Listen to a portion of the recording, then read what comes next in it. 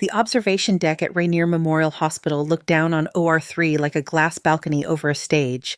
Fluorescent light washed everything in a flat blue. Stainless steel gleamed. Below, a team moved around a draped body, checking lines, adjusting monitors, voices low and focused. Dr. Riley Hart stood at the back right hand, resting on the handle of her black carbon cane badge, still stiff against her chest. The name on it, reflected faintly in the glass, looked almost like it belonged to someone else.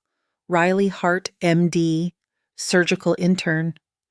It was 6:45 for a 7 o'clock orientation. Of course, she had arrived early. Her left leg ached in that deep, familiar way that felt carved into the bone, a slow burn that had started around 4 in the morning and never quite left.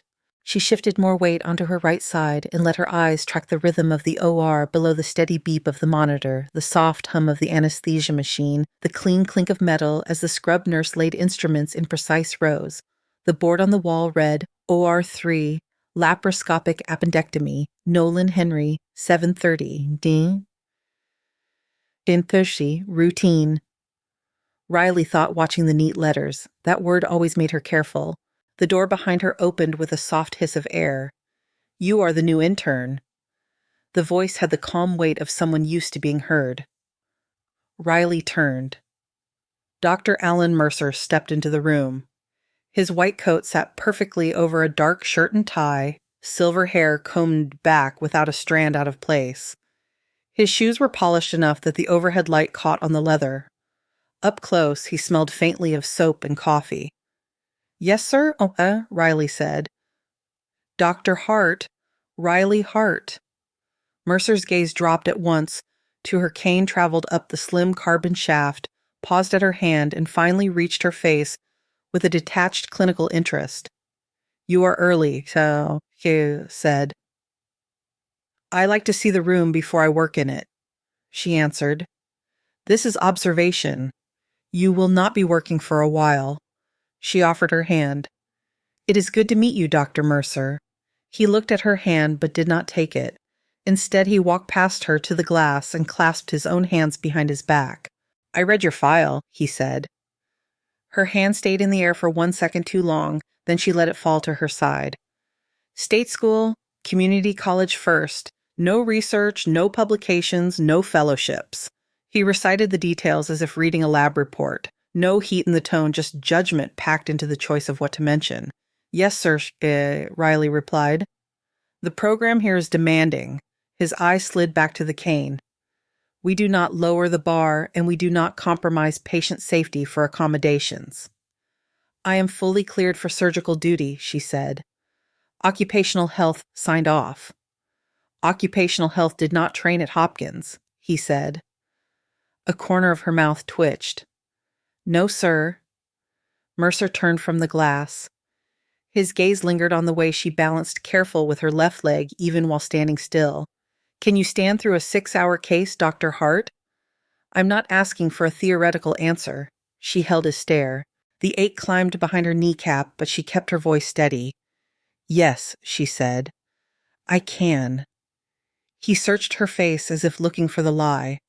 Whatever he wanted to see, he did not find. "For the first month," Mercer said, "you observe. No hands-on. You join rounds. If you can keep up without slowing the team, we will revisit." Her grip on the cane tightened until the knuckles turned pale. "Yes, sir." He checked his watch, then the OR again. "We run a very tight program here, Ta," he said. "Do not confuse that with unkindness." Then he left, door hissing shut behind him. Riley stayed where she was. Below, the scrub nurse counted sponges. The anesthesiologist adjusted a drip. Someone laughed at something that did not make it through the glass. Her leg throbbed in time with the monitor, but pain belonged in a separate compartment in her mind, a box with a tight lid. She had learned to put it there and leave it. Name the ache, set it aside, keep moving. The door opened again. This time the room felt different even before she turned. A woman stepped in, a dark hair twisted into a quick bun under a blue surgical cap mask hanging loose around her neck.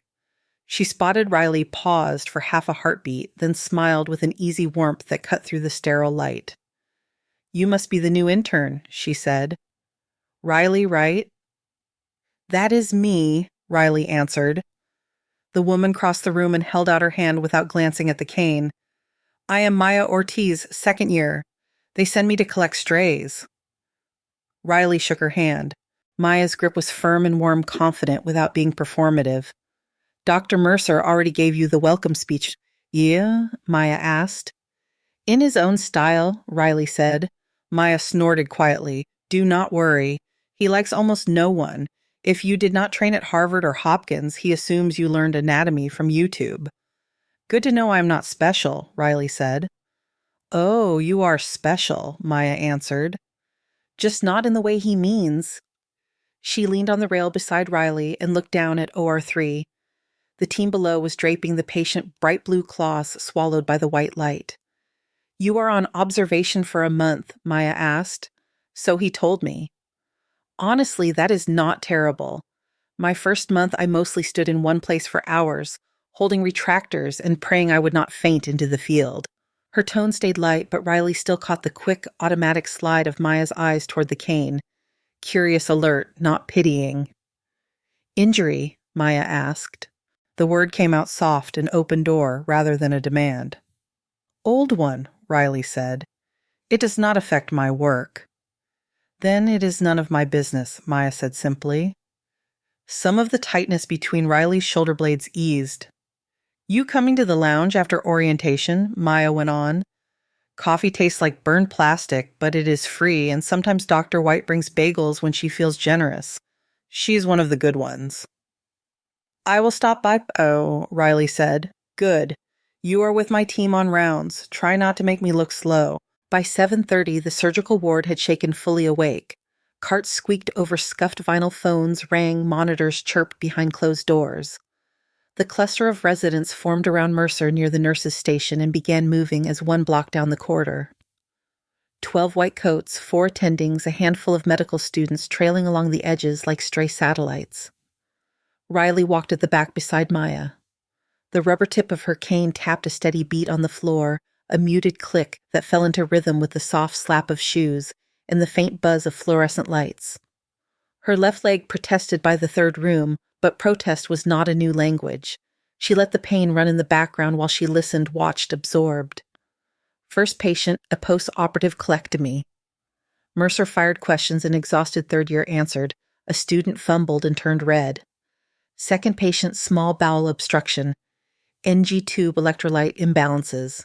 Mercer's voice cut neatly through any hesitation, never quite harsh, but never gentle. Halfway through the hall, Dr. Logan Price peeled off from a side corridor and joined the front of the group. He moved with the easy confidence of someone used to admiration. Dark blonde hair fell just right over his forehead, jawline, clean eyes a shade too amused. His stethoscope looked expensive. His watch definitely was. He fell into place a step behind Mercer, glancing back over the group with a quick scan. His gaze landed on Riley and the cane, then slid back to the attending he wanted to impress. A few minutes later, during a quiet stretch between rooms, he raised his voice just enough. Watch your step back there, Price said. Would not want anyone tripping over support equipment. The joke hung in the air. A few residents gave short, uncertain laughs. One of the medical students stared at the floor. Riley kept her eyes on her tablet, her face calm. Her hand tightened around the cane's handle, the polished grip warm under her palm. Ignore him, Maya muttered without moving her lips. His ego takes up most of his brain. Already done? Riley said. It was not, but the memory tucked itself neatly into the same mental file where she kept other small details. Who made jokes, who laughed, who looked away. Patterns. The last room on the floor belonged to Henry Nolan. Mid-50s, pale sweat beading along his hairline. His chart hung at the foot of the bed. His right hand covered his upper abdomen. His left rested near his shoulder thumb, digging absently into the muscle there. Mr. Nolan, Mercer said, stepping in. How is the pain? Still there, Mr. Nolan answered. His voice was hoarse from a long night. Sharp, then dull. Keeps moving. Mercer skimmed the chart while he spoke. 58-year-old male. Fever, right upper quadrant, pain, nausea, vomiting. Ultrasound shows gallstones and thickened gallbladder wall. Labs consistent with cholecystitis. Dr. Price, this will be your case this afternoon. Price nodded, already thinking ahead to the OR. Behind them, Riley studied the patient. She saw the way Nolan's shoulders hunched, the way he guarded his side. She watched his face tighten when he shifted the tiny pull of breath when his left shoulder moved. Her gaze dropped, catching a glimpse of mottled skin under the gown's gap. A pale, thick scar ran along his left flank, curved like something blunt had broken him once, and someone had raced to put him back together. She stepped forward a little. "Dr. Mercer," Riley said. The group quieted. He looked up from the chart. "Yes, Dr. Hart."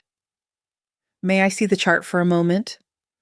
For a second, he simply stared as if weighing whether allowing her to hold his file was worth the time. Then he handed it over.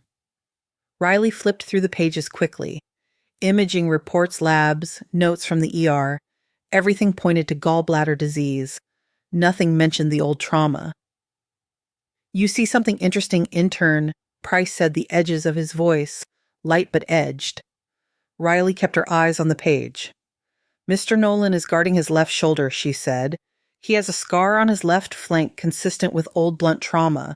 The shoulder pain could be referred." "This is a gallbladder case," Mercer replied. "The gallbladder is in the right upper quadrant, not the shoulder." Riley lifted her gaze. "Care sign can present as left shoulder pain with splenic injury," she said quietly. "If he had an encapsulated splenic hematoma from an older injury, the ultrasound might not pick it up." Price shifted his weight in patience in the tilt of his body. One of the students looked interested, then shut it down fast when Mercer's eyes swept the group. "The ultrasound was read as clear, Surfet," Mercer said. "There is no documented splenic pathology and no current indication for further imaging. We do not order tests because an intern feels a pattern." Silence stretched. The air felt thicker, crowded with the unspoken things people wanted to say and would not. Riley held his gaze. There was no challenge there, just certainty that did not match the months listed under her name. "Understood, sir," she said. He took the chart back. "For now," he said, "focus on learning to recognize what is in front of you, not what you imagine might be there." He stepped into the hall. The group flowed after him like water around a rock. Maya gave Riley the smallest shrug and an apologetic look before she followed. Later, as they moved past Nolan's room again on their way to another wing, Riley let her eyes flick toward the narrow panel of glass in the door. Nolan lay in almost the same position, hands still hovering near his left shoulder, jaw clenched as he tried to breathe through the discomfort. For a moment, her own body echoed the tension, a ghost of remembered pain creeping up her thigh and into her hip. She exhaled slowly and dragged her attention back to the path in front of her. One foot, then the other, cane tapping in time. The day stretched long. Orientation bled into rounds, into checklists and lectures, into a blur of new passwords and door codes. By 8 in the evening, the resident lounge sat mostly empty. The overhead lights were dimmed. The television in the corner played some crime show with the sound off an endless loop of flashing police lights and actors in suits. The room smelled like old carpet and burned coffee. Riley sat in the far corner, her left leg stretched out on a spare chair, an ice pack wrapped under her scrub pants at the knee. Her cane leaned against the armrest within easy reach. She scrolled through charts on her tablet lips, moving just enough to track lab values and post-op orders. The low hum of the vending machine and the distant beep of a monitor formed a background she did not need to think about. Her phone buzzed beside her elbow. She did not grab it right away. 2 more short vibrations, then silence. Finally, she set the tablet down and picked up the phone. The screen showed an unknown number. She hesitated, thumb hovering, then opened the message. "You picked a busy place to disappear, Wraith. No greeting, no signature. Just that one word that did not belong in this building." Her throat tightened for a heartbeat. The lounge seemed to shrink walls, drawing closer, the hum in her ears sharpening. "Wraith?" For a moment, she could almost hear another sound over the vending machine, a memory of radio static and distant blasts. Her thumb moved. Delete message, clear thread. She backed out, held the power button until the screen went black. Her faint reflection stared back at her eyes, darker than the room hair flattened by a long day under a cap. She set the phone face down on the table, picked up the tablet again. Her leg pulsed with a deep, slow ache. She nudged the pain back into its box and sealed the lid. Outside the lounge door, a monitor alarm chirped once and then cut off. Somewhere in the hospital, a nurse adjusted a drip, a porter pushed a bed, a patient called out. The building kept breathing. Riley Hart sat in the dim light, the word wraith folding itself into the deepest part of her mind, and told herself that was where it would stay. Rainier looked different at 6 a.m. The hall lights were softer, the voices quieter, the polished floors still smudged from the night shift. Riley moved through the corridors with her cane ticking lightly on the vinyl, a tired nurse pushing a linen cart swerving around her with a nod. She checked the board before rounds. Nolan was still scheduled for a laparoscopic cholecystectomy at 2 p.m. Status stable. She stared at the word for a moment, then shut the tablet and went to find coffee instead of arguing with a screen. Rounds started on time. Mercer at the front, Price a step behind a train of residents and students trailing along the surgical ward. They hit 3 rooms on the 2nd floor, 2 on the 3rd. Vitals Lab's quick teaching points. Riley listened, answered when asked, kept pace. Her leg protested, but it always did. When they reached Nolan's room again, the group slowed. Mercer paused at the doorway and glanced at the monitor. Heart rate a little high, pressure a little soft. Nolan's skin had taken on a faint yellow tint that had not been there yesterday. "How is the pain today, Mr. Nolan?" Mercer asked. "Still bad?" Nolan said. He sounded more worn down, like someone who had not truly slept. "It shoots up here sometimes." He moved his right hand toward his left shoulder and grimaced. Riley stood farther back this time. She did not say anything. She watched the way he held himself, the way he guarded that exact spot, the shallow rise and fall of his chest. Her fingers tightened on the cane. Mercer flipped through the chart, then closed it with a light snap. "We will take care of you this afternoon," he said. "You are in good hands." Riley looked at his hands, long fingers, neat nails, then down at her own. Calloused where a cane handle pressed where a scalpel had once rested for hours at a time. Price gave a reassuring smile that did not quite reach his eyes. "It is a simple operation," he said. "You will sleep through it." They moved on. The parade of white coats left Nolan staring at the ceiling. The morning slid by in small tasks. Consent forms mid reconciliations chasing lab results that had been ordered but not drawn. Riley learned the particular way Rainier's electronic records lagged when you needed them most and refused to load a simple CBC without 3 clicks and a curse. Close to noon, she escaped to the observation deck again. OR-3 was already set up for Nolan's case. Blue drapes, ports, ready instruments laid out like a metal city. A nurse adjusted the overhead lights, the edges of the beam tightening over the empty table. Riley leaned on the rail, resting some of her weight through her arms, giving her leg a break. From this height, the OR looked almost calm. The overhead speaker crackled. "Code blue, OR-3, code blue, OR-3. The words echoed in the glass room. Riley straightened. The door slammed open behind her, and 2 more residents rushed in, pressing to the front of the glass. Below, chaos had replaced order. Nolan was on the table, already intubated. Monitors screamed red numbers free-falling. Nurses moved fast, hanging bags, squeezing fluids into lines. The anesthesiologist called out pressures that did not sound like they belonged to a living person. Mercer burst through the OR door, already half in his gown, someone tying it closed as he walked. Price stood at the foot of the table, hands in the air, waiting to be gloved, eyes wide in a way he tried to hide. "Talk to me," Mercer said, voice sharp. "Pressure crashed during induction," the anesthesiologist answered. 60/30 and dropping. Heart rate 140. He is not responding to fluids. Mercer's hands were already moving. Scrub nurse passed him a scalpel. The planned, neat laparoscopic ports vanished as he opened the abdomen with one long decisive cut. Blood welled up, not a fountain, not a tiny ooze, just a steady dark sheen that spread where it should not be. "Gallbladder is inflamed," Mercer said. "No obvious perforation. Retract." Price pulled tissue aside, suction working, trying to keep up. "Liver looks clean," Price said. "No active bleeding here." "Check the bowel, check the stomach," Mercer snapped. From above, the pattern unfolded in ways the cameras did not quite capture. Riley's eyes followed the flow of blood across the open cavity. It pooled in the left upper quadrant, dark and insistent. The gallbladder sat swollen but intact. The bile was not where the redness gathered. Her heart beat faster, but not from fear. A different kind of urgency took over the old one that cared more about pressure readings than about orders. "It is the spleen," she said quietly. "What?" the resident beside her asked. "They are looking on the wrong side," Riley said. "It is the spleen." The monitor numbers below dropped again. 40/20, the anesthesiologist called. We are losing him. Mercer scanned the cavity again more quickly this time, but his hands were already committed to the wrong territory. Riley stepped back from the glass. In one motion, she grabbed her cane, turned, and left the observation deck. Her leg protested the speed, but she ignored it. The hall blurred past. She pushed through the scrub room door with the side of her shoulder. You cannot go in there. You are not scrubbed, a nurse said, startled. Riley did not go in. She went straight to the intercom panel and hit the button that fed audio into the OR. Dr. Mercer, she said, voice level, check his spleen. Below, everyone froze for a fraction of a second.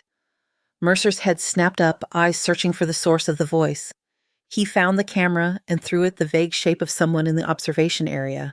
Dr. Hart, he said. Even through the speaker, his irritation was clear. You are not authorized to direct this case. He has a previous left upper quadrant injury, Riley said. He has an old scar on his flank and referred pain to his left shoulder. This morning he was guarding that shoulder. The ultrasound can miss an encapsulated splenic hematoma. Induction dropped his pressure enough to blow the capsule. Silence filled the scrub room. The nurse beside Riley stopped breathing for a second. Below the monitor issued another shrill alarm. 30/15, the anesthesiologist said. He is circling the drain. Mercer stared upward for 3 hard seconds. Then he looked back down at the field. Retract the stomach, he said to Price. I want exposure on the left. Suction, now. Price shifted position hands, moving fast, pulling tissue aside under Mercer's guidance. Mercer reached toward the left upper quadrant, fingers probing, then pausing at a spot just under the diaphragm. Here, he said. He pressed. Blood welled up thicker and darker. It did not stop. Capsular tear in the spleen, active hemorrhage. Price swore under his breath. Clamps, Mercer said. We are taking the spleen. The scrub nurse slapped instruments into his hands as fast as he asked for them. He moved with the speed of someone who had done this often, but there was tension in his shoulders that had not been there before. Riley kept her hand on the intercom button but said nothing more. She watched every motion, every suture. The nurse beside her exhaled slowly. Bit by bit, the numbers on the monitor climbed. 40/20, 50/30, 60/35. The red began to recede from the field, replaced by the dull sheen of moist tissue and the pale glint of clamps. After what felt like a much longer set of minutes than the clock said, the anesthesiologist spoke again. Pressure holding at 80/40, heart rate coming down, he is stabilizing. Mercer stood still for 1 second, then stepped back from the table. His gloves were red to the wrists. His breathing sounded controlled, deliberate. Finish the closure, he told Price. I will complete the documentation. He stripped off his gown and gloves as he walked toward the scrub room. Riley stepped away from the intercom and found a place against the tiled wall where she could stand without looking like she was propping herself up. Her leg trembled under her muscle fatigue, catching up now that she had stopped moving. The door swung open. Mercer entered, mask pulled down, lines of tension still etched around his mouth. He stopped when he saw her. How did you know? He asked. Riley straightened. The steam from the sinks rose between them. The scar on his flank, Chouin. She said. The way he was guarding his left shoulder. The pattern of the blood just now. It was pooling in the left upper quadrant. His gallbladder looked inflamed, but it was not the source. That is not an intern-level call, Mercer said. That is not even a senior resident call. She held his eyes. It was enough to ask the question, she said. He turned to the sink, let the water run over his hands, as if he still needed to scrub even though the gloves were already off. His voice came out quieter. You saved his life, he said. You saved his life, Riley answered. I just pointed at the right corner.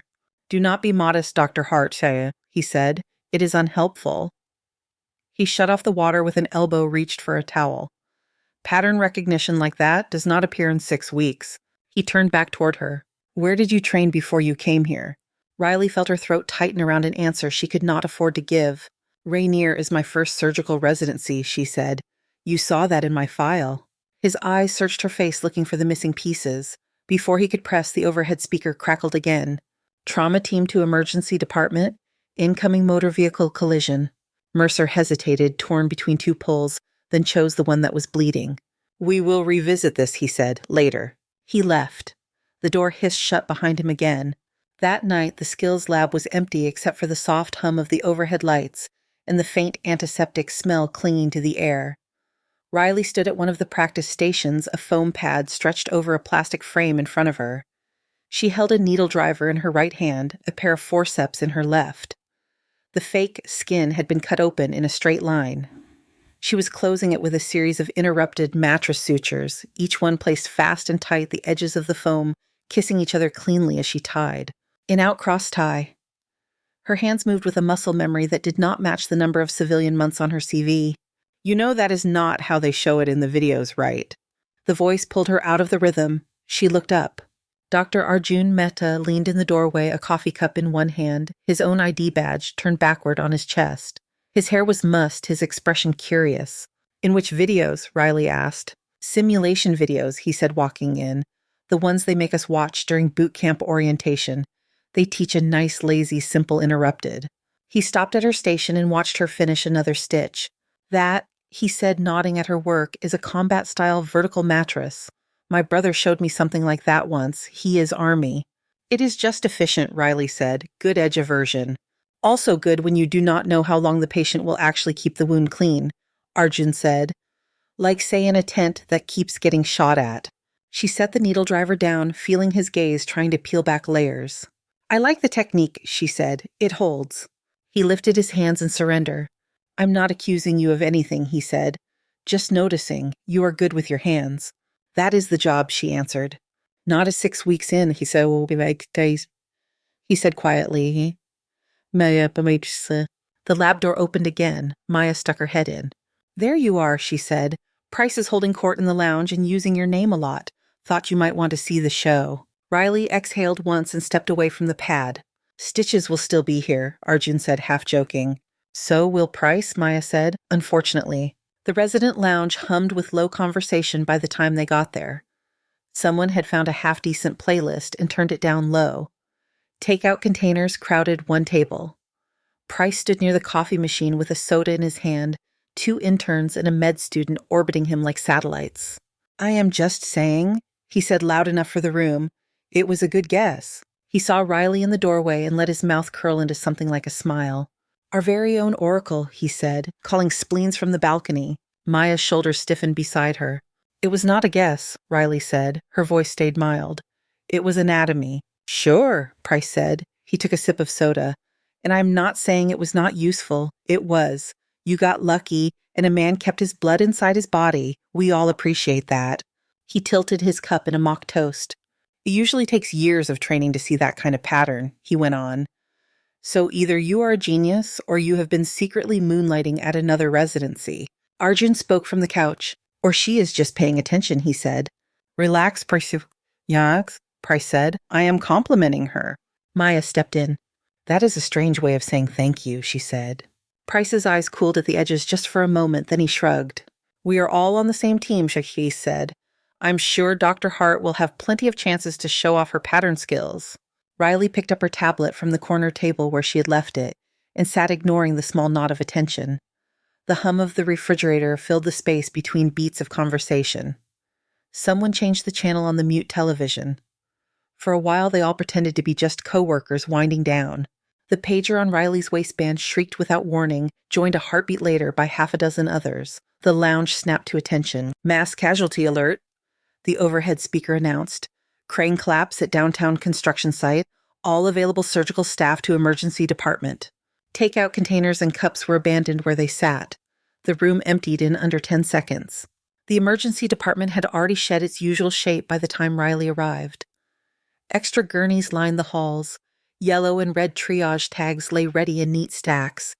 The automatic doors hissed open and shut on a constant cycle, letting in slices of siren noise and cold night air. Dr. Leland Gwynn, the ER attending on duty, stood at the center station with a portable radio pinned to her shoulder and a clipboard in her hand.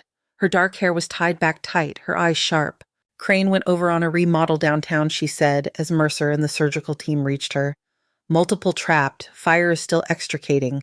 We have reports of at least 6 incoming 3 coded critical at the scene. She pointed as she talked. Price, you and Maya take trauma 1, blunt chest and abdominal trauma. Chen, you have trauma 2, head injury unresponsive. Hart, you are in trauma 4, currently tagged yellow, but that can change. She looked Riley in the eye.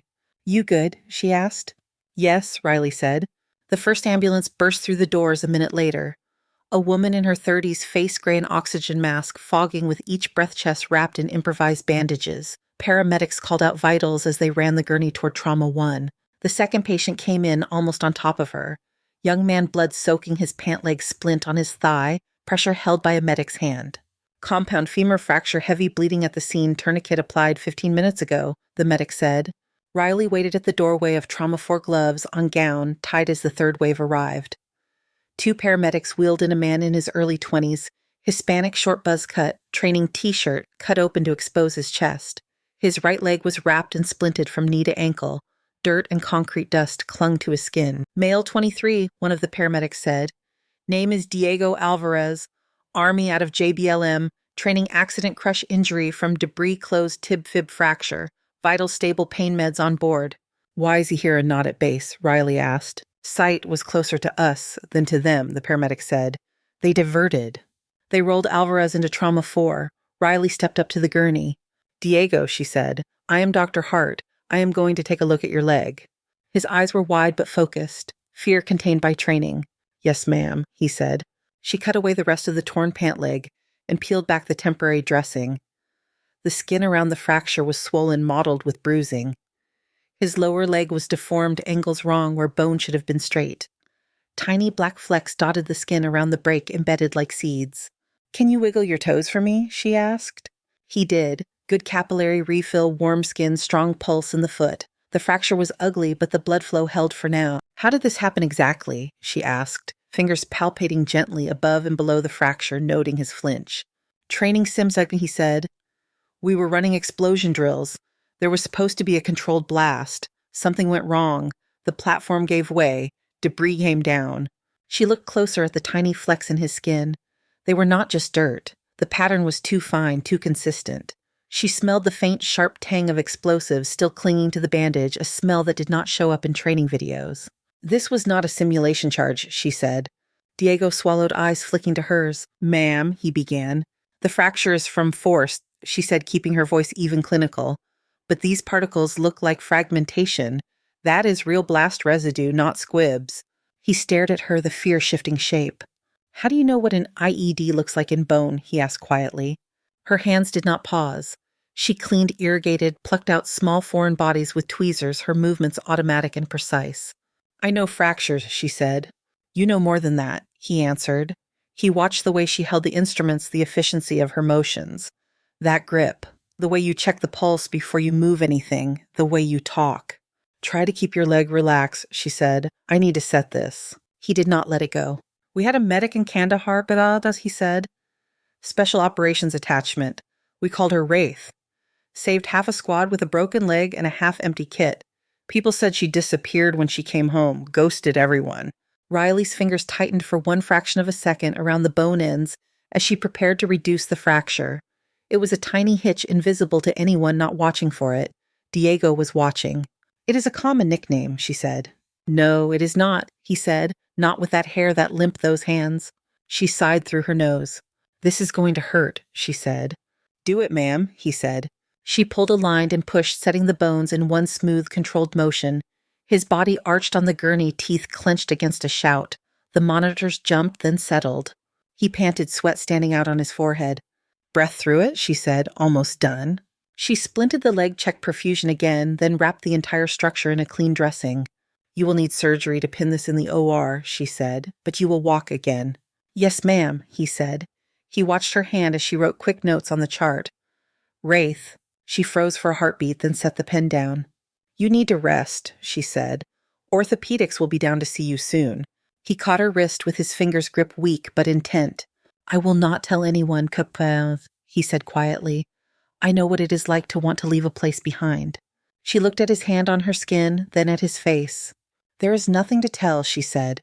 His eyes said he did not believe her. Thank you, ma'am, he said, for the leg. She eased her wrist free. You are welcome, she said. Riley stepped out of Trauma 4 into the corridor. The noise of the ED washed over her in waves, voices calling monitors, chiming wheels squeaking. Her cane found the floor, tapped once, steadying her. Behind her in the room she had just left, Diego Alvarez lay back against the pillow and reached for his phone with hands that trembled from pain and adrenaline. His thumb hovered over a contact for a moment, then tapped. A quiet voice on the other end answered after the second ring. Raynor. Commander, Diego said. It is Alvarez. You are not going to believe this. He glanced toward the half-open door, then lowered his voice anyway. I think I just met Wraith. She is at Rainier Memorial. Outside in the corridor, a trauma cart rattled by. Riley shifted her grip on her cane and moved toward the next task that needed hands. By the time the last ambulance pulled away from the bay, it was past midnight. The emergency department had settled from a roar to a rough murmur, the kind of tired quiet that only came after too many near misses and one or two losses. Riley sat on a stool outside an empty exam room, back against the wall, legs stretched out in front of her. Her scrub top clung to her spine. Dried sweat, stale coffee, and antiseptic layered in the air. The cane lay across her lap. Her hand still hummed with the ghost of the fracture reduction she had done on Diego Alvarez an hour earlier. Maya slid down the wall beside her, dropping to the floor with a soft grunt. Teenager in Trauma 2 did not make it, Maya said. Her voice was flat. Head bleed was too big. CT looked like a storm cloud. Riley nodded once. She had heard the code call over the intercom, the flurry of footsteps, the quiet afterward. The chest crush, Riley asked. Price took her to the OR, Maya said. Last I heard they were still trying to get control. They sat in silence. Across the hall, someone laughed at something that was not really funny, the brittle sound of people trying to shake off adrenaline. You okay? Maya asked after a moment. Riley looked down at her leg. The ache had gone past sharp into a dull, throbbing burn. Her kneecap felt full, the tissue around it tight. Fine, she said. That is not what fine looks like, Maya answered. Riley tilted her head back against the wall and closed her eyes for 3 seconds. I have had worse, she said. I will be able to walk it off. Liar, Maya said without heat. A nurse stuck her head around the corner. Dr. Hart, she said, your soldier is asking for you, the one in Trauma 4. Alvarez, Riley asked. Bichaud? The nurse nodded. He wants to say something before they transfer him upstairs. Riley pushed herself upright, cane finding the floor automatically. Her leg objected, but it always did. I am coming, she said. Alvarez lay where she had left him, leg splinted and wrapped IV running clear fluid. He looked younger with the lines of pain smoothed out, a little hair damp with sweat. Ma'am, he said when she stepped in. We are past the battlefield, Alvarez, she said. You can call me Dr. Hart. Yes, ma'am, he said as if the words were wired into him. I just wanted to say I am sorry. For what? She asked. For calling you what I did, what he said. In front of people, I should have kept it to myself. The word hung unspoken between them. Wraith. The door was half open, he said. I think someone heard. It is fine, she said, though her shoulders tightened. It is not, he said. You are hiding for a reason. I get that. He hesitated, eyes dropping to his hands. I already texted someone, he said quietly. Before I realized you did not want to be found, my CO, Commander Raynor. Riley's chest tightened colder than the air in the room. What did you say? She asked. Just that I thought I had met you, he said. That you were here at Rainier. I did not give details, but he will know. She exhaled through her nose long and slow as if she could breathe that fact into something smaller. What is done, she said. He looked miserable. If you want, I can text him again, Alvarez offered. Tell him I was wrong, that I got the wrong person. No, Riley said. Her voice came out sharper than she meant.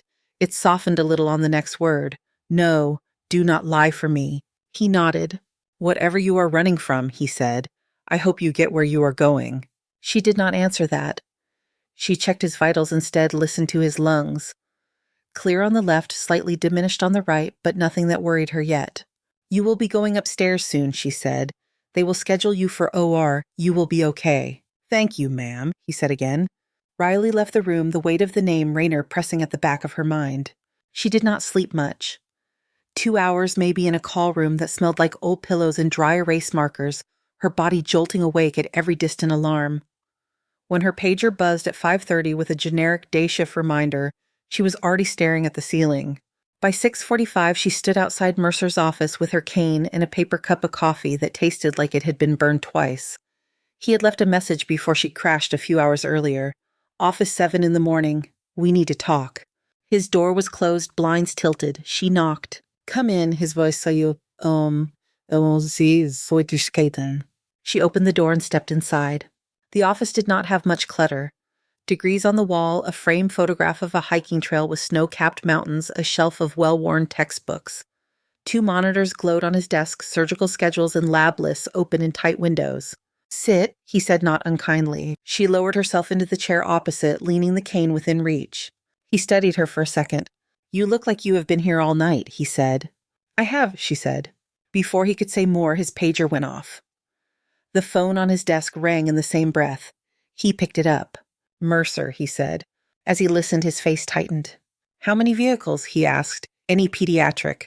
He stood up, phone wedged between shoulder and ear, grabbing his white coat from the back of his chair.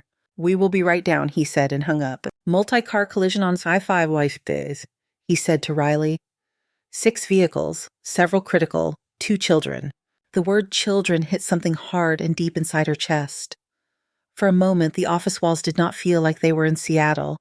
The air tasted like dust and burning. "Come," Mercer said, "you are on trauma."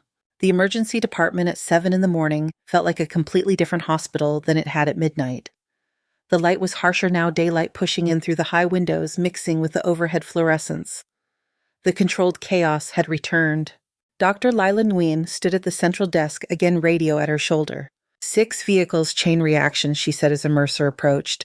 2 dead at the scene, 4 incoming, 2 adults, 2 pediatric. One of the kids coded on site and came back. She tapped the trauma bays on the whiteboard as she spoke. "Trauma 1 is the younger child," Nguyen said. "Trauma 2 the older, both with head trauma. Trauma 3 is an adult with abdominal injuries. Trauma 4, adult chest trauma, least critical on paper." Her eyes flicked to Riley. "You take trauma 4, Nguyen said. "You will have backup if you need it." "Yes," Riley said. Alarms began chiming as the ambulances hit the bay. The first gurney barreled in, paramedics shouting. 8-year-old male, one of them called. Ejected from booster seat, GCS 6 unequal pupils, intubated in the field. They rushed him into trauma 1, Mercer and Maya followed. The second was a teenager, maybe 16. Blood matted her hair, her face was ashen. She went into trauma 2 with Dr. Chen. The third, an older man with a distended abdomen and terrible bruising along his side, was wheeled into trauma 3. "Possible liver lac hypotensive," the medic said. Riley waited at the doorway of trauma 4 as the last gurney came off the elevator. 2 paramedics pushed it fast but steady. "Male 38, one of them said. "Name is Cole Rayner, active duty Navy, blunt chest trauma from steering wheel, shortness of breath en route, diminished breath sounds on the left. BP 90 over 60 and dropping, heart rate 130. O2 sat in the 80s despite non-rebreather." The name hit her like an impact. Cole Rayner. For a moment, the room narrowed to his face. There were new lines around his mouth, a few more gray strands in his short hair, but the jaw was the same. So was the small scar at the corner of his left eyebrow where shrapnel had nicked him once in a courtyard full of dust and smoke. His chest rose unevenly under the straps. His lips had a faint blue tinge. "Move him to the bed," Riley heard herself say, as if from a distance. The nurses transferred him, unstrapping, sliding, attaching monitors. "Dr. Hart," a nurse said. "Vitals." "O2 sat 83, another called.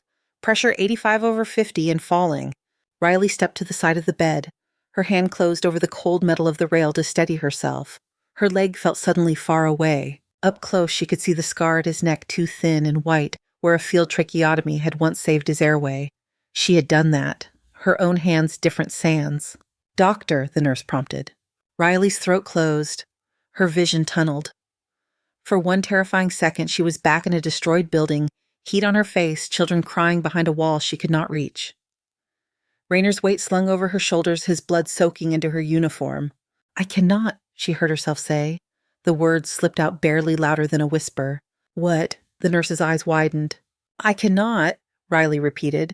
Her fingers dug into the rail. She forced her gaze away from the scar and met the monitor screen instead. Numbers flashed red. Mercer's voice cut through the noise from the next bay. "Dr. Hart." She turned. He stood in the doorway, gloves on gown, already splattered from the pediatric case. "That man is decompensating," Mercer said. "Either treat him or step aside." Riley looked down at Rayner again.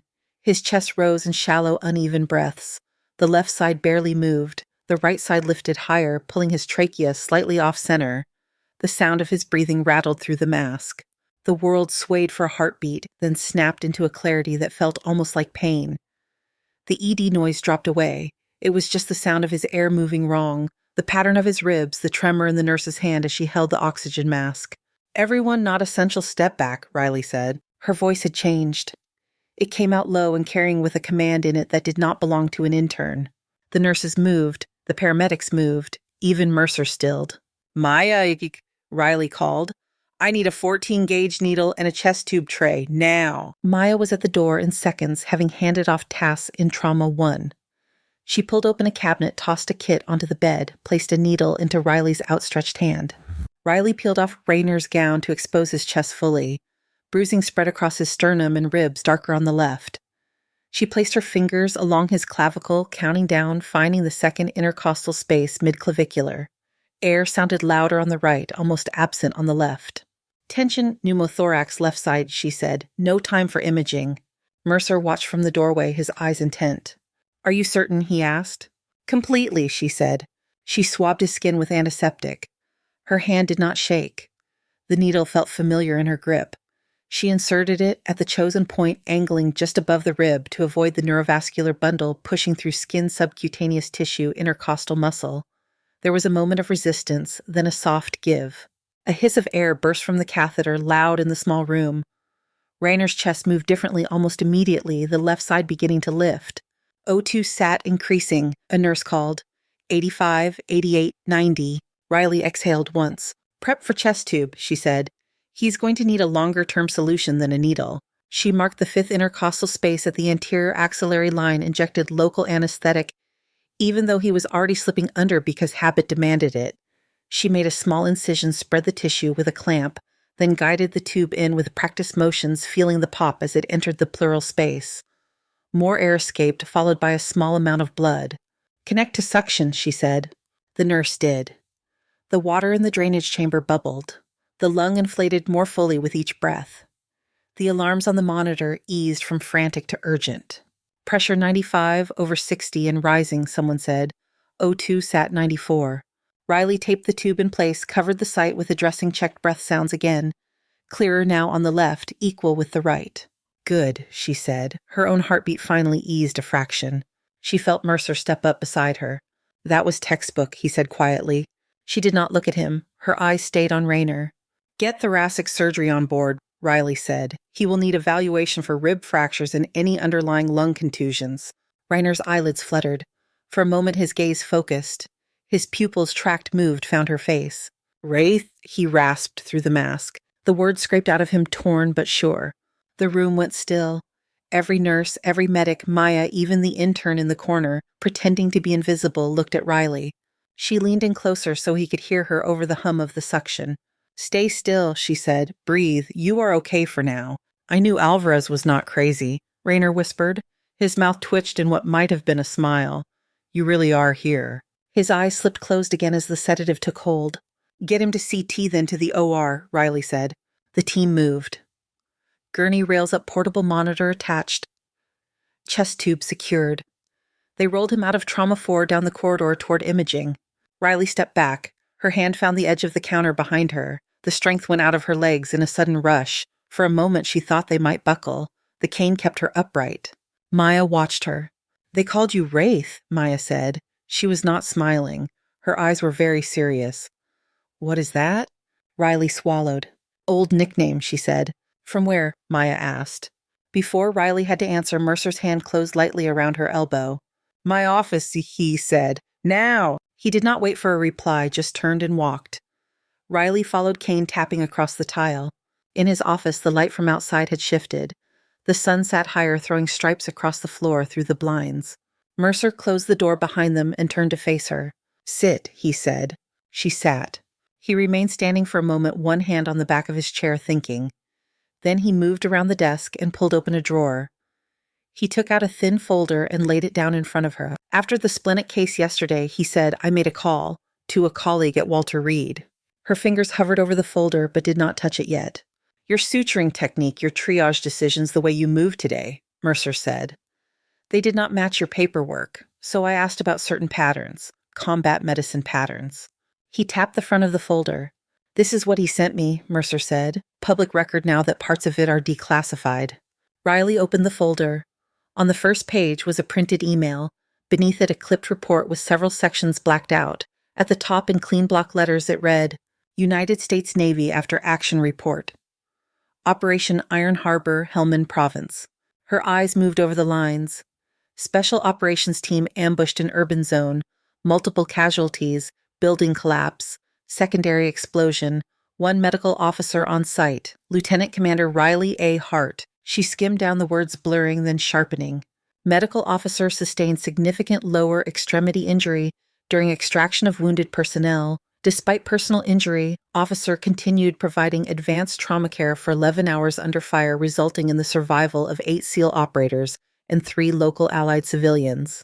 Further down a section she had never seen. Subsequent intelligence review indicates that the building housing 3 civilian miners was rigged with secondary explosive devices timed to target rescue personnel. Collapse occurred as a direct result of enemy action. Given the structural compromise and timing of the secondary blast extraction of the miners was determined to be tactically impossible. Recommended commendation, Navy Cross. Riley's throat went dry. Her left hand curled into a fist on her thigh. They knew, she said. Her voice sounded strange in her own ears.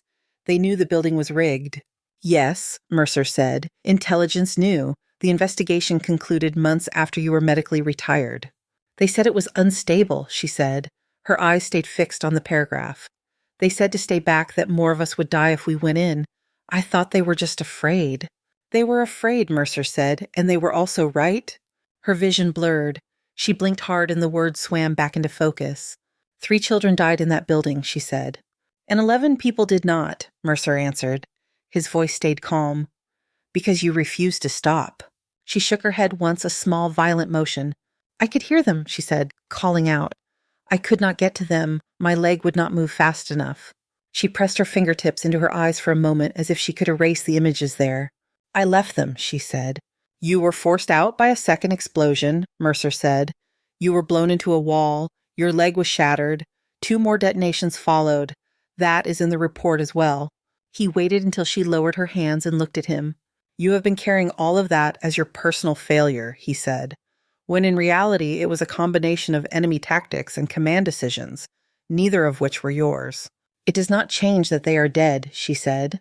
No, he said, it does not. Silence settled between them for a long moment.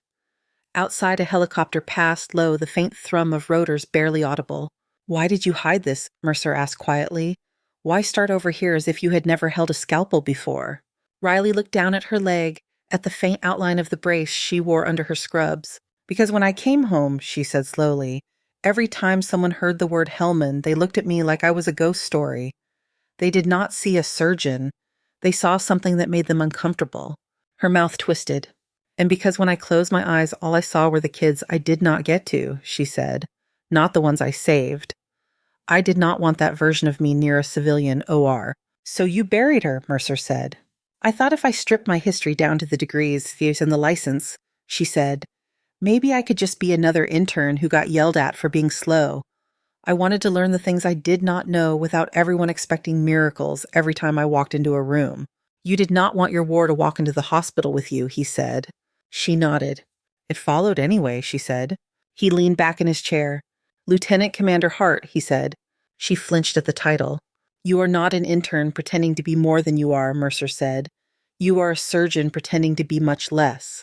Which one bothers you more? She asked. The pretending, he said. Her mouth almost quirked. Almost. My patients do not care what I used to be, she said. They care if I can keep their insides inside. Today you did that, Mercer said, with a man whose life you had already saved once. She went still. I found that part too, he said. He reached into the folder and pulled another sheet. Commander Cole Rayner, critically wounded during the same operation, carried out of the hot zone by his medical officer despite said officer's own injuries. Airway established on site with improvised equipment. Her eyes closed briefly. She could feel the weight of him across her shoulders, the heat of the sand. The pop in her leg when the second blast went off. He called you Wraith in front of my staff, Mercer said. That name means something. It is what they called me, she said quietly. Over there. Why, Ms. Aya? He asked. I moved quietly, she said. I got in and out of places I probably should not have. I stayed when I should have pulled back. Fitting, he said, for someone who has been haunting her own life. She almost laughed, a small broken sound. So what now? She asked. Do you call the board? Tell them their intern lied on her application. You did not lie. In that you omitted. There is a difference. That sounds like a very lawyer sentence, she said. It is a pragmatic one, he said. You disclosed your education. You did not falsify training. There was no slot for combat surgery on the form. He folded his hands on the desk. However, he went on, this cannot stay a rumor buzzing in hallways and trauma bays, not with the Navy involved. A knock sounded on the office door, quick and firm. Mercer frowned. Yes, he called. The door cracked open. His secretary leaned in, eyes a little wider than usual. Dr. Mercer, she said. Security just called from the main lobby. His brows rose. They said there are several Navy personnel in dress uniforms downstairs, she said. They are asking for a Lieutenant Commander Riley Hart. Security was not sure how to handle it. Riley closed her eyes for one brief second. How many? Mercer asked. 8, the secretary said. One of them is in a wheelchair. Mercer looked at Riley. It seems, he said, that part of the past is already here. Mercer held her gaze for a moment after the secretary left. You do not have to go down there, he said. Security can tell them you are unavailable. Riley looked at the folder still open on his desk, at her own name printed above paragraphs she had never read until now. Lieutenant Commander, Navy Cross recommended. You think that will make them leave? She asked. His mouth curved in something that was not quite a smile. No, he said. I think it will irritate them. She blew out a breath. If I ignore this, she said, they will just find another way to drag it into the building. Probably, Mercer agreed. Better to walk into the lobby on your own feet. She picked up her cane and stood. Her leg felt stiff, the familiar protest from too many hours on it. She shifted her weight until the ache settled into the background hum she knew how to work with. Come with me, she said. I was planning on it, Mercer replied. They took the elevator down in silence. The doors opened onto the main lobby, and for a moment Riley thought that everything looked ordinary. Visitors at the information desk. A woman with a stroller waiting near the windows. A volunteer in a blue vest pushing a cart of magazines. Then she saw them. 8 men in Navy dress uniforms stood in the center of the lobby, positioned in a loose line that snapped into formation as she stepped out of the elevator. The polished floor reflected their shoes. Their ribbons and medals caught the overhead light. Reiner sat in a wheelchair at the end of the line, chest bandaged under the hospital gown blanket thrown over his lower half. An IV stand stood beside him, pump quietly clicking. Beside him, Diego Alvarez leaned on Crutch's leg and a fresh cast hospital bracelet still on his wrist. He straightened when he saw her. The elevator door closed behind her with a soft sound. One of the men at the front, tall with sandy hair and a sharp jaw, raised his voice. Attention, he called. The word cracked through the lobby like a snapped branch. All 8 men came to attention in perfect unison, heels together, hands at their sides. Even Reiner straightened in his chair as much as his chest allowed. Every other sound in the lobby fell away. The woman with the stroller stopped hand-frozen on the handle. The volunteer set the magazine she had been arranging down without looking at it. The tall officer stepped forward 2 paces. Lieutenant Commander Riley A. Hart, he said, United States Navy, medical officer attached to Naval Special Warfare Command. Riley's fingers tightened on the cane. Her heart beat fast enough that she felt it in her throat. For a second, she was not sure her legs would carry her. She shifted the cane a little forward and walked. Each step across the tile sounded loud in her own ears, the rubber tip of the cane marking time. Her left leg pulled the ache sharp in the first few steps, then settling. The officer stopped when she was a few feet away. Ma'am, he said, I am Lieutenant Grant Walker. This is Chief Petty Officer Luis Herrera. Petty Officer First Class Sam Kwan. Petty Officer Miller, Petty Officer Briggs, Petty Officer Ortiz, and Senior Chief Davis. He gestured down the line. Each man's face held some version of the same look. Gratitude. Relief. Something heavier that she did not want to name. We served with you in Helmand, Walker said. We heard you were here. How? Riley asked. Her voice sounded hoarse. Walker glanced toward Alvarez. Word gets around, he said. Diego lifted his shoulders in a small, unapologetic shrug. You disappeared after Iron Harbor, Walker said. We kept the rumor mill busy for a while trying to figure out where you went. Nobody knew until yesterday. Herrera stepped forward holding something flat and square wrapped in brown paper. He peeled the paper back with careful fingers. Underneath was a dark wooden frame. Inside, mounted on navy blue velvet, was a bronze cross on a blue and white ribbon. A small plaque sat beneath it. After the investigation finished, Walker said, "Command approved this. They mailed it to your last known address. It came back." Herrera lifted the frame with both hands and offered it to her. "We have been carrying it for 4 years," he said. His voice was rough. "Waiting." Riley stared at the navy cross. The metal sat still glass catching the light. The plaque read, "For extraordinary heroism in action against an armed enemy." Her chest felt tight. Air came in, but it did not feel like enough. "I cannot take that," she said. Herrera's jaw worked. "You earned it," he said. "You do not have to want it." Reiner cleared his throat. "Doc," he said. His voice was not much more than a rasp, but it carried. "Let us thank you properly." She looked at him. His face was pale under the fluorescent lights, but his eyes were clear. "We are alive because of you," he said. 8 of us. That is not a thing you just leave in a file." Applause had not started yet. The lobby was too stunned for that. It sat in a suspended quiet. Riley reached out. Her right hand closed around the frame. It was heavier than it looked. Her left hand came up to support the bottom edge. Her fingers brushed the glass. The men in front of her moved as one. Their right hands rose to their brows. 8 salutes crisp held. There was nowhere to hide from that. The pressure behind her eyes sharpened. She swallowed against it. The cane stood alone now, balanced against her leg. She straightened her back and lifted her right hand, bringing it up to her temple. Her salute was slower, but it did not shake. For a long moment, the lobby held its breath. Then somewhere off to the side, a nurse began to clap. It was one pair of hands at first awkward and unsure. Another joined, then another. The sound spread growing, filling the space between the high ceilings and the polished floor. Visitors stood up from chairs. Staff poked their heads out of doorways. Someone held up a phone. Riley lowered her hand and looked at the metal again. The applause flowed around her loud and strange. Her leg protested the extra weight on it, but she stayed where she was. Mercer stood at the edge of the crowd, arms folded, face unreadable. Only his eyes betrayed anything, a small light there that had not been present when he first walked into the observation deck days ago.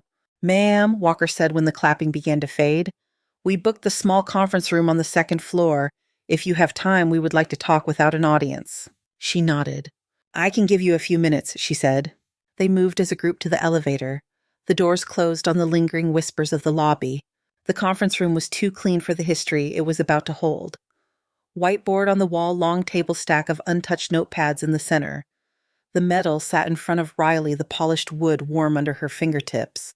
The men took chairs around her. Alvarez sat at the far end leg, up on a stool, looking slightly dazed. "We have been looking for you since the day you signed out of the rehab facility," Herrera said. "One day you were there, the next day you were gone." "I left," she said. "We noticed," Walker said. Reiner rolled his chair closer to the table. "They did not tell you about the full report, did they?" he asked. "No," she said. "We got parts of it," he said. "Herrera knew more because he cannot keep out of classified files." Herrera lifted his hands. "Old habits," he said.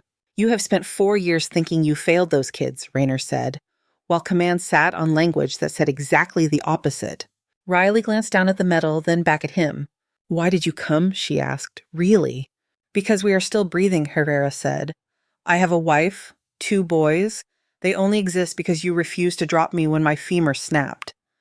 I would like the person who made that possible to know that." Walker touched 2 fingers to the ribbon on his own chest. "I got this because I was standing next to you when things blew up," he said. "You got yours because you walked back into it." Riley let the words sit. They did not go down easily. "You could have sent an email," she said. Reiner almost smiled. "That is not really our style," he said.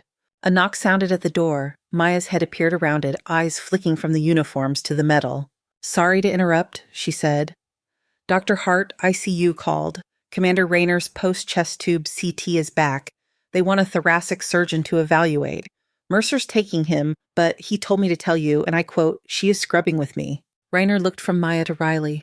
"Doc," he said, "if he gives you a scalpel, take it." She stood cane-scraping lightly on the floor. "I thought you did not want me near an OR," she said to Maya. "That was before you turned an exploding lung into a balloon again," Maya said. "Things change." Riley looked at the metal one more time. Her fingers brushed the edge of the frame. "Hold on to that," she said to Herrera. "I have something else I need to hold on to right now." The scrub room outside OR2 smelled like chlorhexidine and steam. Riley stood at the sink, hands moving through the steps automatically, Fingers, palms, wrists, forearms. She scrubbed until her skin felt almost raw. Mercer stood at the next sink. "You did not have to ask me," she said, "to scrub in." "I did not ask," he replied. "I told you." He shut off the water, backed into a sterile towel. She did the same, the fabric rough against her skin. "You have seen me operate," she began. "I have seen you improvise in crisis," he said.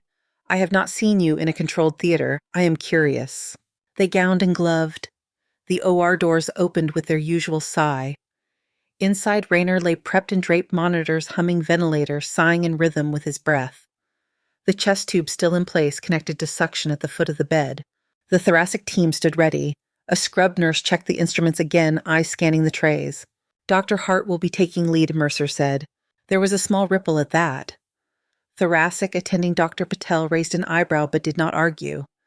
She had been in Trauma 4 that morning. She had seen the needle and the tube. Riley stepped to the table. Her leg twinged, but the cane awaited at the edge of the room. Here her weight was not on her feet, so much as on the small square of world directly in front of her.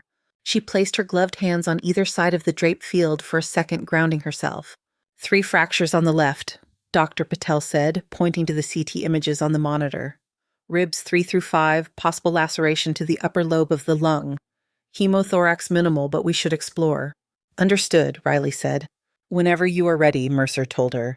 She held out a hand. Scalpel, she said. The words settled around her as if the room had been waiting for it. The first cut went cleanly through skin along the left lateral chest wall, following the curve of the ribs. She dissected down through soft tissue, careful, efficient. Blood oozed as expected but did not surprise her. She paused to cauterize where needed, then continued. Once the ribs were exposed, the fractured segments were visible, edges jagged but not wildly displaced. She guided a retractor into place, the metal arms opening with a quiet ratchet, giving her space to see the injured lung. There was a laceration along the superior aspect of the upper lobe, small but leaking. Blood shimmered where it had seeped. Here, she said. Upper lobe tear. She cleaned the area, suction drawing away the fluid. The tissue looked viable, not shredded. 2 layers of interrupted sutures, Dr. Patel said. You have a preference on material. 3O Vicryl, Riley said. The scrub nurse placed the needle into her hand without looking down. Riley's fingers closed around it in a grip that had once felt as familiar as holding a pen. She placed the sutures with an economy that drew the eye. Needle in arc through tissue out. Tie, cut, repeat. The rhythm soothed something that had been rattled all day. Each knot sat exactly where she wanted it. Around her, the team adjusted into her pace. Dr. Patel watched closely, expression intent. Mercer stood slightly back, eyes on her hands more than on the field. How many of these have you done? Dr. Patel asked, not quite casually. A lot, Riley. Says so. Her voice stayed calm, but numbers flickered through her mind like a ledger. Field thoracotomies, chest tubes, emergency repairs done with headlamps and gloves that did not quite fit. Your technique is faster than the way we teach it, Patel said. Different context, Riley answered. Different trade-offs. She finished the last suture on the lung laceration and checked for leaks. None. The tissue held. Rib stabilization, she said. We will plate ribs 3 to 5. It will make breathing less painful and lower his risk of complications. Plates and screws were passed. She worked methodically, aligning bone ends, fixing them into position with hardware that gleamed under the lights. Rayner's vitals stayed steady, pressure good, oxygenation strong. Finally satisfied, she irrigated the chest cavity, checked one last time for bleeding, then guided the existing chest tube to a slightly adjusted position. Looks clean, she said. She closed in layers, each stitch pulling the edges together, turning the open wound into a thin red line. By the time she placed the final stitch in the skin, her shoulders ached and her legs sent up a fresh protest. She did not feel any of that until she stepped away from the table. Good work, Dr. Patel said. There was no surprise in her voice, just acknowledgement. Textbook, Mercer murmured. Riley looked down at Rayner's bandaged chest, rising and falling in a slow, even rhythm. He will hate the hospital food, she said. That is how we know he is recovering, Patel said. In the scrub room afterward, Riley sat on a bench for a moment with her head in her hands. Water ran in the sinks as nurses cleaned up. Her shoulders sagged now that the focused tension had leaked out. Mercer sat down at the other end of the bench, leaving a gap between them. You can operate, he said simply. I hope so, she answered. You are not just competent, he said. You are extremely good. She stared at the floor. It is the only part that ever made perfect sense, she said, on deployment. He nodded. You know, he said, some people spend their entire career trying to reach the level you are at and never get there. I do not know what to do with that, she said. Start by not hiding from it, he replied. Later that afternoon in the ICU, the lights were dimmed and the machine sounded quieter. Rayner lay with his head elevated, nasal cannula under his nose lines running into both arms. His eyes were open. Seeing? Riley stepped into the room. Her cane touched the floor softly. You look terrible, he said. You look worse, she replied. He smiled with only half his face. Fair, he said. She checked his vitals more for something to do with her hands than because she doubted the numbers on the screen. Your lung laceration is repaired, she said. Ribs plated. You will feel like you have been run over for a while. It was only a car, he said. He watched her for a moment. I did not expect to see you here, he said. He said. I did not expect to see you on a gurney in my trauma bay, she answered. He shifted slightly and winced. I owe you twice now, he said. This is getting ridiculous. You do not owe me, she said. That is not how I see it, he replied. He grew serious. Diego told me you looked like you wanted to be anywhere but in that room when he recognized you, he said. Why are you hiding under a different life? She looked at him, then away. Because the last one nearly killed me, she said. In more ways than one. He nodded slowly. You know we tried to find you, he said. After you left the rehab ward, we showed up to bring you the medal and you were gone. Transfer paperwork vanished. No forwarding address. I want it out, she said. Of all of it. Does it feel like you are out? He asked. She did not answer that. You should rest, she said instead. He watched her move toward the door. Doc, he said. She stopped. What happened in that building was not on you, he said. We got the same report Mercer showed you. We know now. You did everything humanly possible with one leg and half a body of supplies. Her fingers tightened on the cane. I know what the paper says, she said. Then start believing it, he said. She walked out without answering. She had just reached the nurse's station when her pager vibrated. A numeric code she did not recognize flashed across the screen. A moment later, her phone buzzed as well.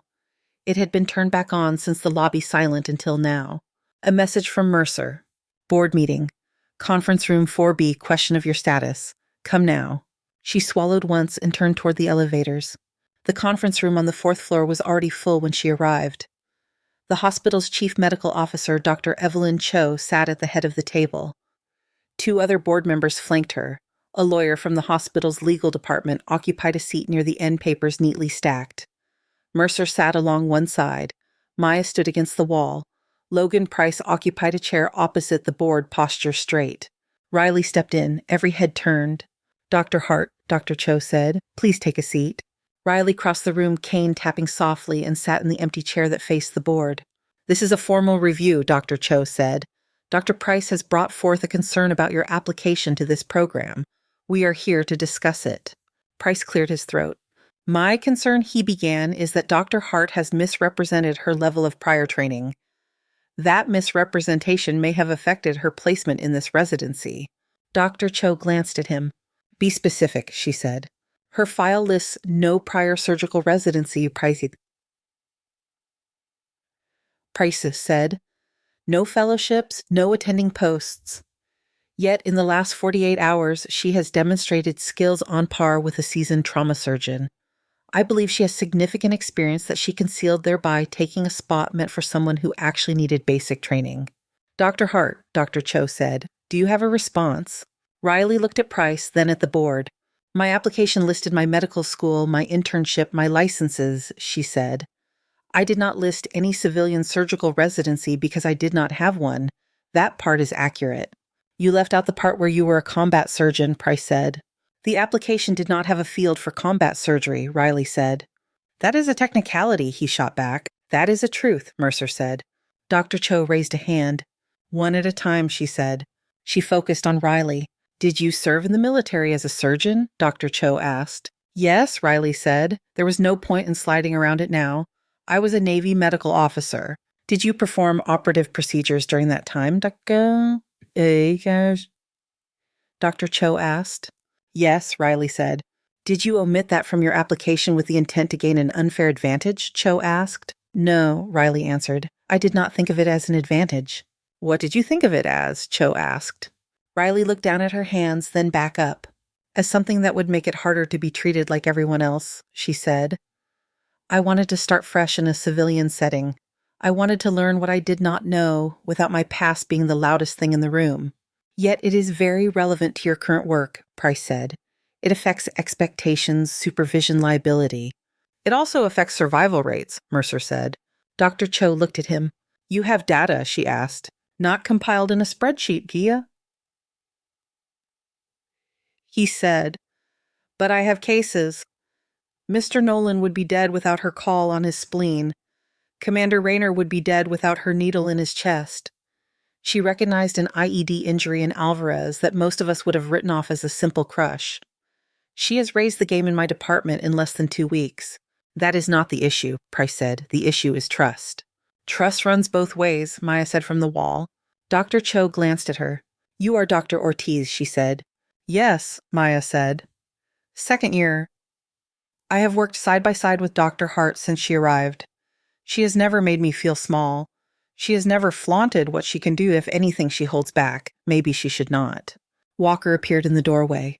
Excuse me, he said. This is a closed meeting, the lawyer said. Ma'am, Walker said, addressing Dr. Cho. With respect, I believe this concerns us as well. Identify yourself, Dr. Cho said. Lieutenant Grant Walker, United States Navy, he replied. Ma'am, we would like to speak on Dr. Hart's character. Cho studied him for a moment, then nodded once. You have 2 minutes, she said. Be concise. Walker stepped into the room. Herrera and Alvarez stood behind him just inside the threshold. Dr. Hart was our surgeon in Helmand Province, Walker said. We went into a bad situation and it went worse. She stayed when she could have left. She carried people out on a leg that was already broken. 11 of us are alive because she refused to stop. He glanced at Riley, then back at the board. She did not tell us about the Navy Cross they recommended for her, he said. We found out through channels. She never went to pick it up. That is not the action of someone trying to leverage her past. That is someone trying to disappear from it. Herrera stepped forward. I have 2 sons, he said. They have a father because she did her job better than anyone had a right to expect. If she wants to be just another resident now, I understand, but do not punish her for being the person who got us home. Alvarez shifted on his crutch. I saw her look at my leg and know it was not just a broken bone, he said. She saw details nobody else would have. She treated me like a patient, not a story. Dr. Cho listened, fingers steepled. Thank you, she said. You may wait outside. They stepped back. The door closed. Dr. Cho turned to Riley. Dr. Hart, she said. If you had it to do over, would you fill out your application differently? Yes, Riley said after a moment. I would still not put combat surgeon on the first line, but I would find a way to say more so nobody felt blindsided. Dr. Cho nodded slowly. The board has discussed this briefly already, she said. We will discuss it further now. Please step outside. We will call you back in when we have reached a decision. Riley stood the chair creaking behind her. She walked out into the hall, Kane moving with her. The door closed quietly. Walker, Herrera, Alvarez, Maya, Mercer. Even Price now that he had exited all occupied pieces of the hallway. The group looked like a strange gathering of 2 different worlds. Maya moved to her side. If they do something stupid, Maya said, I am quitting. You like the coffee here too much? Riley said. It is terrible, Maya replied.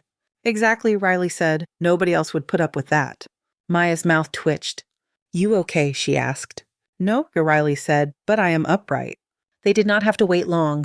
The door opened 10 minutes later. Dr. Hart, Dr. Cho said, come in. Riley went back to her chair. The room smelled faintly of old carpet and copier toner. The board has reviewed your case, Dr. Cho said. We do not find grounds for dismissal. Some of the tension in Riley's shoulders eased, but only slightly. However, Dr. Cho continued, we do believe your prior experience needs to be acknowledged and integrated appropriately into your current role. She glanced at the paper in front of her. Effective immediately, your title will change from first-year surgical intern to senior surgical resident with trauma focus, she said. You will have teaching responsibilities under Dr. Mercer's supervision. Riley blinked. Excuse me, she said. We also want to develop a structured pathway for military medical personnel transitioning into civilian practice, Dr. Cho said. Dr. Mercer has proposed that you help design and lead that program. Riley looked at Mercer. He did not look surprised. This hospital treats a large number of veterans, Dr. Cho said. It is in our interest to understand how to use their skills well. It is also, I suspect, in yours. Riley let out a slow breath. What if I say no? She asked. Then we revisit your fit here, Dr. Cho said, because pretending you are something you are not serves no one. Riley thought of the Navy Cross sitting in the conference room downstairs, of Rayner in the ICU, of Alvarez on his crutches, of Maya in the hall threatening to quit, of the interns who had watched her place a chest tube and seen a version of a doctor they had not expected. She looked back at Dr. Cho. I will need help, Riley said. I do not know how to build a program. You will have it, Mercer said. I do not want to be a poster, Riley added. You will be a clinician who teaches, Züchter, Cho said. Nothing more, nothing less. Riley nodded slowly. All right, she said, then I accept. Dr. Cho's shoulders dropped a fraction. Good, she said. We will formalize the details. For now, get some rest. You look like you have been in this building for days. I have, Riley said. Then start by leaving it for a few hours, Dr. Cho replied. Riley stood and walked out. The hallway felt strangely wide. Maya fell into step beside her. Senior resident, Maya said. Look at you. It is just a different label, Riley said. It is a label that comes with me being allowed to say go do that more often, Maya replied. I'm not mad about it. Walker and Herrera approached. How did it go? Walker asked. I still have a job, Riley said. They tried to promote me. Tried, Herrera repeated. I said yes, she said. That is more like it, he said. They stood there for a moment, a cluster of uniforms and scrubs, and a cane in a fluorescent-lit hallway that had no idea what to do with all those histories at once. 6 months later, the teaching amphitheater at Rainier hummed with a different kind of tension. Not panic, not crisis, but the restless energy of people about to be asked questions in front of their peers. Riley stood at the front, her black cane leaned against the lectern within easy reach. The Navy Cross hung framed on the wall behind her next to a photograph of a dusty courtyard and 11 figures in desert uniforms. Someone had printed a small card with her name and pinned it discreetly under the metal. She tried not to look at it while she talked. Rows of residents and a handful of fellows filled the seats, some in neatly pressed scrubs, some in jackets, a few in civilian clothes that still could not hide a military bearing. A coffee cup rattled softly somewhere near the back as someone tried to set it down without drawing attention. Damage control surgery, Riley said. Who can give me the basic idea? A hand in the second row went up. Dr. Sarah Kim, second-year hair pulled into a tight ponytail, highlighter sticking out of her pocket. You fix what will kill the patient in the next hour, Sarah said. Not everything. Good, Riley said. You stabilize physiology. You do not do a 6-hour masterpiece while their liver empties onto the table. A ripple of quiet amusement moved through the room. She walked slowly away from the lectern hip, brushing the edge of the front row. Her leg complained, but the ache was just another familiar chorus, under the murmur of the air conditioning and the soft scribble of notes. In an ideal trauma, she said, you have imaging, labs, consultants. In reality, you often have a hole in someone in a clock. She picked up a marker and uncapped it, the smell of ink sharp in the cool air. On the whiteboard, she wrote 3 letters. A BC, airway breathing circulation, she said. In that order. If you cannot remember anything else, remember this. I do not care how beautifully you repair a tendon if they cannot breathe. She tossed the marker back into the tray. A hand went up near the aisle. A man in his late 30s, broad shoulders, short hair, sat with his back straight. His ID read David Park, MD. A small army patch pin sat above his name. Captain Park, she said. Go ahead. Ma'am, he said, then caught himself. Dr. Hart, I have a question about pacing. In the field, we made decisions fast. We had to. Here, attendings want 3 consults and 2 committees before we place a central line. A few people snorted quietly. I'm struggling with figuring out when to push and when to wait, Park said. When to be the person who acts and when to stay in my lane. Riley nodded. This is the tension every veteran in this room is carrying, she said. Out there, you were often the only line between alive and dead. Here you are, part of a bigger apparatus. Both realities are true. She rested a hand lightly on the lectern for a second. You only push past the system when you are sure someone will die if you do not, she said. Not might, will. Park watched her carefully. How do you know the difference? He asked. You practice in lower stakes moments, she said. You learn your attendings. You learn which ones will back you if you act in a pinch. You learn where the bottlenecks are. Then, when a real wall comes up, you already know how hard to lean on it. She saw a few people nodding, not just the veterans. For now, she said, you document like you never documented in your life. You make your reasoning visible. If you call an audible in trauma, you show why it made sense. She scanned the room. All right, she said. Case discussion. Someone present the highway rollover from last Tuesday. Walk me through your thought process, not just what you did. Hands went up. Voices traded details. The hour passed in beads of questions and answers, small nods and quiet corrections. The room started formal and ended with a feel closer to a unit talking through an op. When it was over, the residents filtered out in small groups, conversations trailing into the hall. A few stayed to ask quick clarifying questions. Sarah hovered at the front, waiting for her turn. Park approached the lectern as the room emptied. Dr. Hart, he said. Ich? He said, do you have a minute? 1, she said. I have clinic at 3. He gave a quick, humorless smile. I have been thinking about quitting, he said. She set the marker down. It rolled an inch and stopped. Because, she asked. Because I spend half my time pretending I do not know how to do things I have done in worse conditions, he said. Because when I mentioned that I placed 50 central lines under fire, someone tells me that was cute, but I should follow the algorithm. His jaw tightened. I'm tired of feeling like who I was before makes people nervous, he said. She leaned against the front row desk, taking weight off her leg. When I first came here, she said, I tried to pretend the other life did not exist. It worked for about 6 weeks. He glanced at the cane, then at the medal on the wall behind her. From what I hear, it worked even less than that, he said. If you walk away now, she said, what does that feel like in your body? He thought about it. His hands opened and closed once at his sides. Feels like leaving something half done, he admitted. That is because it is, she said. You already did the job in one of the worst places imaginable. You can do it here, but you have to decide you want to stay, not just endure. He looked around the room. His gaze slid over the rows of chairs that bore the photos. I do not know how to be less than I am, so other people feel comfortable, he said. Good, she said. He blinked. Good, she repeated. Your job is not to shrink. Your job is to learn the parts you do not know and help people survive with the parts you do. He blew out a slow breath. That is a tall order, he said. Medicine is a tall order, she said. You already signed on for that. He considered her, then nodded. I will stay, he said, for now. Come talk to me in a month, she said. If you still want out, I will help you figure out how to leave in one piece. He almost smiled. Deal, he said. He left the room with a slightly looser posture. Sarah drifted closer as the door clicked shut behind him. Dr. Hart, she said. Quick question about your suturing pattern on the lung cases. Walk with me, Riley said, picking up her cane. I have about 3 minutes between here and my office. They talked technique down the hall, the smell of cafeteria food drifting faintly from a distant corner. Riley answered, gesturing with her free hand. Sarah listened at expression intent. At the door of Riley's office, Sarah peeled off with a grateful nod. Thank you, she said. Bring me your case logs next week, Riley said. We will go over them. Her office was small. 1 desk, 1 chair, a second chair that had been dragged in from the hall. A bookshelf held a mix of trauma manuals, worn paperbacks, and a few binders labeled with neat block letters. On the wall across from the metal hung a corkboard. Photos were pinned there. Rayner in a hospital gown giving the camera a thumbs up. Alvarez on crutches outside the hospital, grinning under a baseball cap.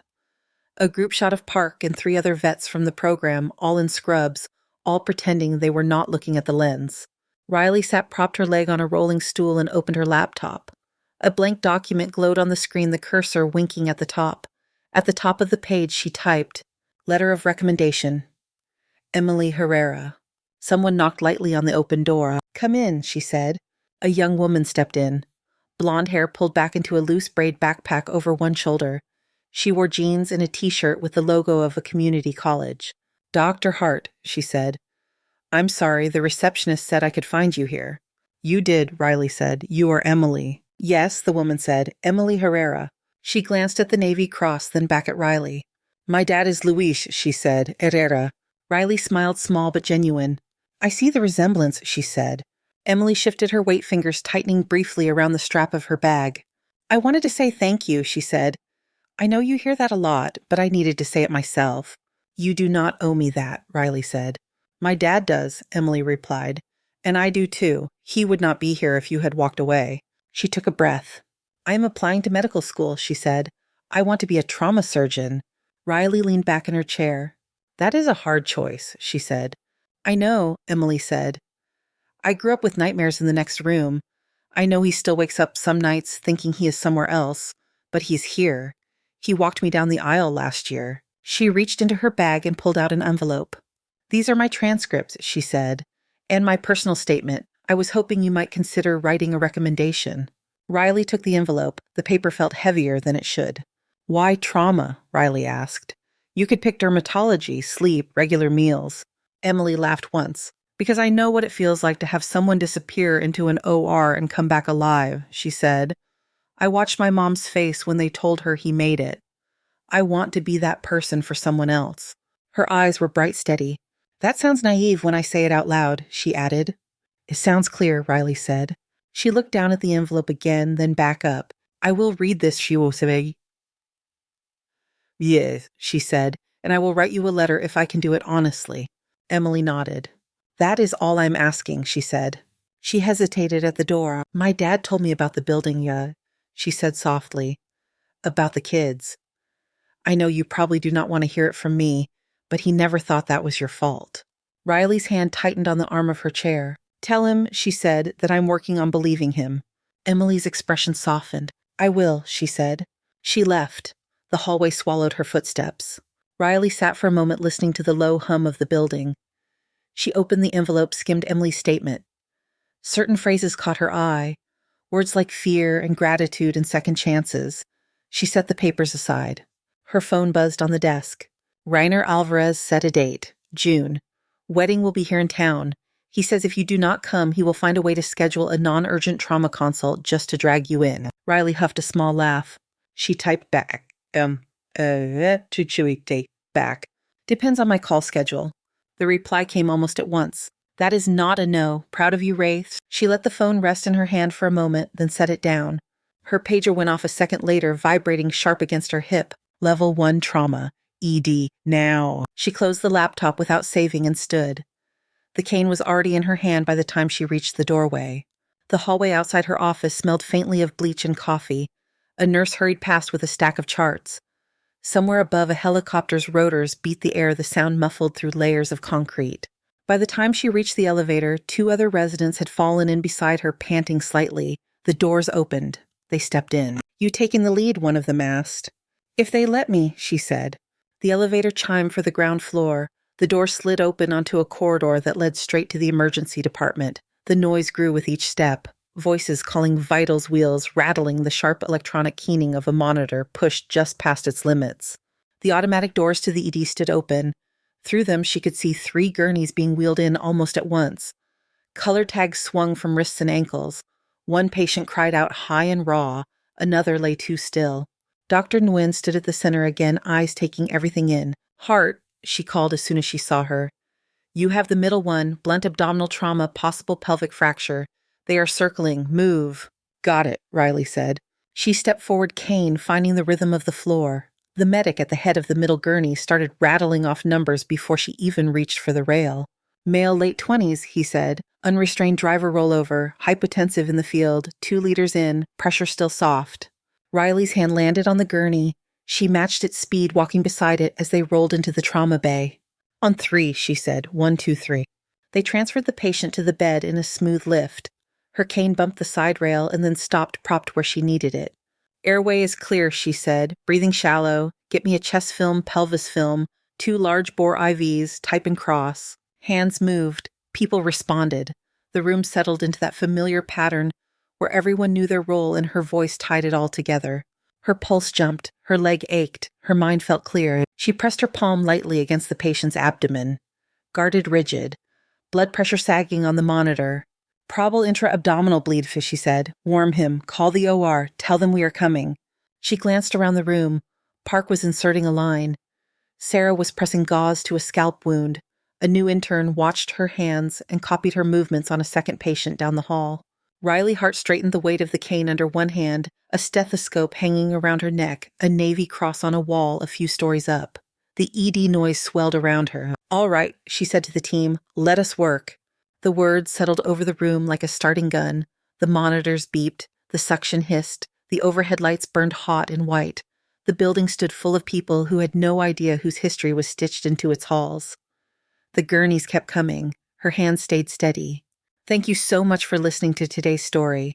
If this story resonated with you or made you reflect, I'd love to hear your thoughts, so feel free to share them in the comments below. And don't forget to like, subscribe, and hit the notification bell so you won't miss the next story.